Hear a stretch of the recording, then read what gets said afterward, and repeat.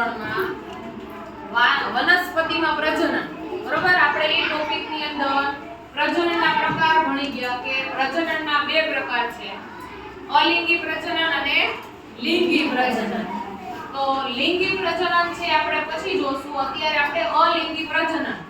અલિંગી પ્રજનન એટલે શું?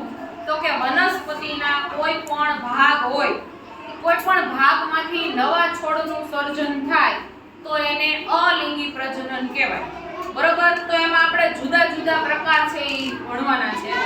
તો એમાં વાનસ્પતિક પ્રજનનમાં પહેલું આપણે જોઈએ કે કલમ દ્વારા ગુલાબ. હવે મારી પાસે અહીંયા ગુલાબની એક ડાળખી છે, બરોબર.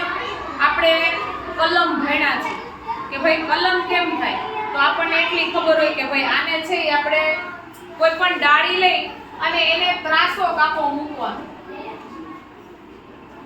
બરોબર. આપણે કટર દ્વારા એને ત્રાસો કાપો મારશું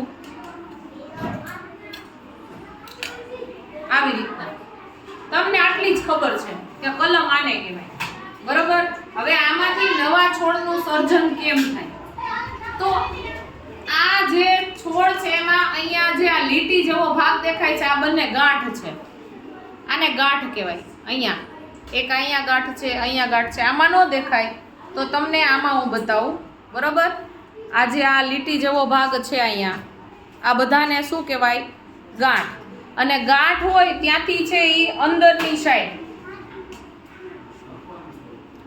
પર્ણો નીકળે, જે ડાળખી નીકળે ત્યાં વચ્ચે અહીંયા જે બીજી ડાળખી નીકળવા જેવું હોય એને કક્ષ કલિકા કહેવાય. ટૂંકમાં ગાંઠ છે એની અંદરના ભાગમાં તમે જુઓ તો નવી ડાળખીનું સર્જન અહીંયા થઈ શકે. તો આ બધાને અહીંયા કક્ષ કલિકા કહેવાય. આ વચ્ચે જે ભાગ છે નાનકડો અમસ્તો. હવે જો આને હું આમાં કુંડામાં આપણે રોપશું, બરોબર. આપણે આ કુંડામાં એને રોપવાનો છે અને પછી આપણે થોડાક દિવસ એને પાણી આપશું, સૂર્યપ્રકાશમાં રાખશું અને પછી જોશું કે ભાઈ આમાંથી નવો છોડ છે એ બનશે. તો નવો છોડ બનશે હવે ત્યારે એ કક્ષ કલિકા જે રહી ત્યાંથી છે એ નવી ડાળખીને ફૂટશે અને આમાંથી આખો નવો છોડ બની જશે. તો ગુલાબમાં છે એ આવી રીતના નવા છોડનું સર્જન થાય. પછી બીજું છે અડુની વેલ. તો અડુની વેલ એટલે તમે નામ ન સાંભળ્યું, બરોબર. પણ એને ઇંગ્લિશમાં મની પ્લાન્ટ કહેવાય, આપણે ધનવેલ કહીએ, મની વેલ કહીએ, બધું એક જ. આ છે અડુની વેલ. અડુની વેલ કોઈ પણ ભાગ તમે એને પાણીમાં ડૂબેલો રાખો એટલે નવા છોડ એમાંથી આખી વેલ થઈ જાય. તો તમને એમ થાય કેવી રીતના? તો હું અહીંયા તમને બતાવું. એક આ બધી એમને ડાળખી આપણે પાણીમાં થોડાક દિવસ રાખી હતી તો જો એના મૂળી એમાંથી એમને નીકળી ગયા છે, બરોબર. એનો આ જે ગાંઠ રહે ને ઉપરથી પર્ણ નીકળે, નીચેથી મૂળ નીકળે.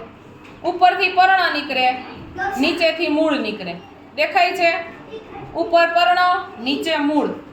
તો અડુની વેલનો કોઈ પણ તમે ભાગ પાણીમાં ડુબાડીને થોડાક સમય રાખો એટલે એમાંથી આખી નવી વેલ છે જો આટલી તમને દેખાય છે, આટલી નવી વેલ બની છે. અહીંયા તમે જોઈ શકો છો, જો આવી રહ્યું ઉપર છે એ પર્ણ અને નીચે આ મૂળ, બરોબર.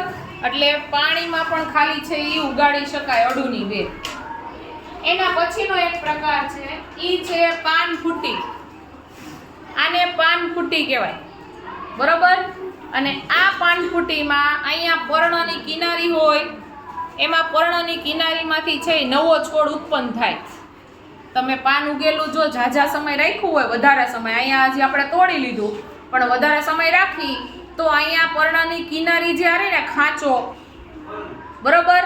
એ ખાંચામાંથી શું થાય તો કે ત્યાં નવો છોડ છે એમને ઉત્પન્ન થાય અને એ છોડ અમુક ટાઈમ પછી નીચે પડી જાય તો ન્યા નવો બીજો છોડ ઉત્પન્ન થાય. તો પાનફૂટી છે એમાં છોડની કિનારી હોય ને, પર્ણની કિનારીમાંથી નવા છોડનું સર્જન થઈ શકે, બરોબર. અને આ સિવાય આપણે છે એ આદુ અને હળદર, બરોબર. અને બટેટા. તો બટેટામાં છે એ ઉગેલું બટેટું તમે જોયું હોય, બરોબર. ઉગેલું બટેટું એને કટકો કરી અને આપણે જમીનમાં પોસી દઈએ અને થોડોક સમય પછી એને રાખી અને પાણી પાઈએ નિયમિત, બરોબર. તો એમાંથી નવો છોડ ઉત્પન્ન થાય. તો આ રીતે આદુ અને હળદર આદુમાં જે ગાંઠ જેવો ભાગ હોય અંદર તમારે જમીનમાં રોપી દેવાનો. બરાબર? તો આ રીતે આપણે બધી જ વનસ્પતિના ભાગોમાંથી નવા છોડનું સર્જન થઈ શકે. તો આને કહેવાય વાનસ્પતિક પ્રજનન.